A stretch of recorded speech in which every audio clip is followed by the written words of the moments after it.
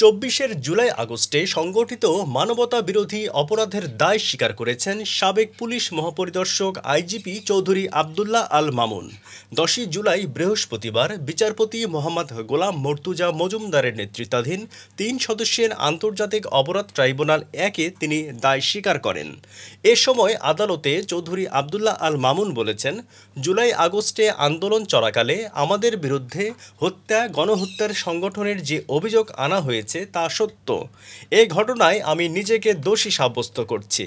আমি রাজসাক্ষী হয়ে July August আন্দোলন চলাকালে যে অপরাধ সংগঠিত হয়েছে তার বিস্তারিত আদালতে তুলে ধরতে চাই। রহস্য উন্মোচনে আদালতকে সহায়তা করতে চাই। তখন তার রাজসাক্ষী হওয়ার আবেদন মঞ্জুর করে আদেশ দেন আদালত। এদিকে মানবতা বিরোধী অপরাধের মামলায় ক্ষমতাচ্যুত সাবেক প্রধানমন্ত্রী ও আওয়ামী লীগ সভাপতি শেখ হাসিনা, সাবেক স্বরাষ্ট্রমন্ত্রী আসাদুজ্জামান খান কামাল ও চৌধুরী আবদুল্লাহ আল মামুনের বিরুদ্ধে আনুষ্ঠানিক অভিযোগ গঠন করে আদেশ দেন ট্রাইব্যুনাল। এর মাধ্যমে তাদের বিচার শুরু হলো।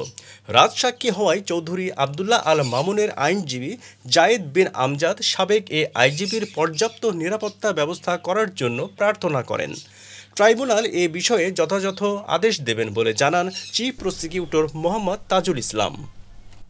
আন্দোলনরত ছাত্রছাত্রীদেরকে রাজাকার এবং রাজাকারের বাচ্চা বলে তাদের বিরুদ্ধে তাদেরকে নির্মূল করার জন্য যে উস্কানিমূলক বক্তব্য দিয়েছিলেন, তারই ধারাবাহিকতায় গোটা বাংলাদেশ জুড়ে নিরস্ত্র নিরীহ প্রতিবাদকারী ছাত্র জনতা, যে সিভিলিয়ান ছাত্র জনতা, তাদের উপরে যে আক্রমণ শুরু হয়, সেই আক্রমণের ধারাবাহিকতায় বাংলাদেশে প্রায় ১,৫০০ ছাত্র জনতাকে হত্যা করা হয়।